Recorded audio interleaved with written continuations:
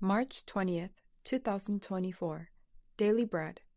Passage: Judges chapter 15, verse 1 to verse 20.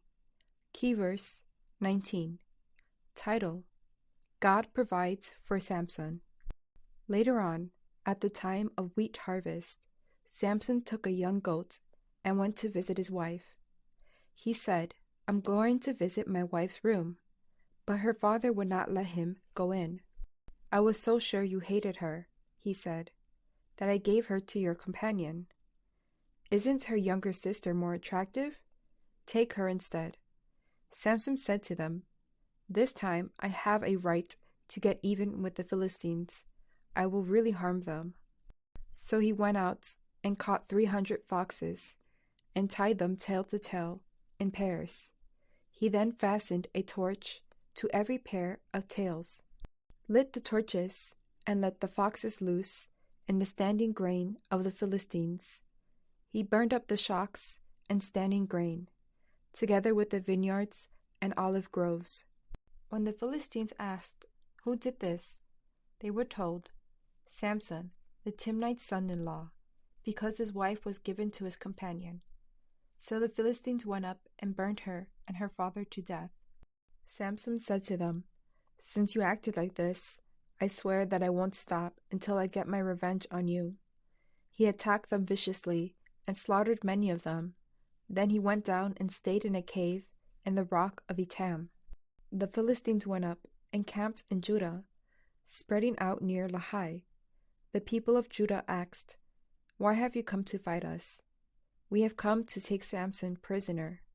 They answered, "To do to him as he did to us." Then 3,000 men from Judah went down to the cave in the rock of Etam and said to Samson, "Don't you realize that the Philistines are rulers over us? Why have you done this?" He answered, "I merely did to them what they did to me." They said to him, "We've come to tie you up and hand you over to the Philistines." Samson said, "Swear to me that you won't kill me yourselves." "Agreed," they answered. "We will only tie you up and hand you over to them. We will not kill you." So they bound him with 2 new ropes and led him up from the rock. As he approached Lahai, the Philistines came toward him shouting. The Spirit of the Lord came powerfully upon him. The ropes on his arms became like charred flax, and the bindings dropped from his hands. Finding a fresh jawbone of a donkey, he grabbed it and struck down 1,000 men. Then Samson said, "With a donkey's jawbone I have made donkeys of them. With a donkey's jawbone I have killed 1,000 men." When he finished speaking, he threw away the jawbone, and the place was called Ramath Lahai. Because he was very thirsty, he cried out to the Lord, "You have given your servant this great victory. Must I now die of thirst and fall into the hands of the uncircumcised?"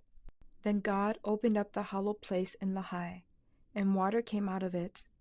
When Samson drank, his strength returned, and he revived. So the spring was called En-Hakkor, and it is still there in Lahai.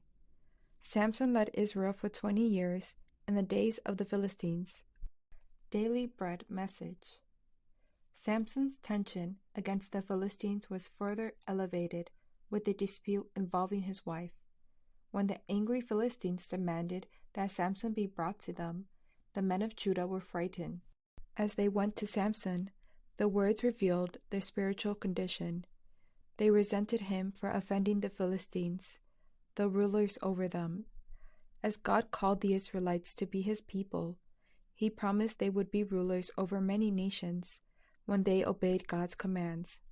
When they turned away from God and gave themselves into idol worship and the sinful lifestyles of the Gentiles, they were afraid of people and considered them as their rulers rather than fearing and worshiping God.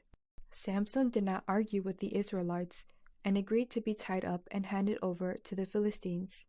The Spirit of the Lord was with him to break the ropes and strike down the Philistines with a donkey's jawbone. God also provided for him when he asked to quench his thirst. From God's perspective, Samson had it in him to lead the Israelites for 20 years. Prayer. Father, thank you for calling me to be your servant despite all my weaknesses. Please guide me with your Spirit today. One word. The Spirit leads me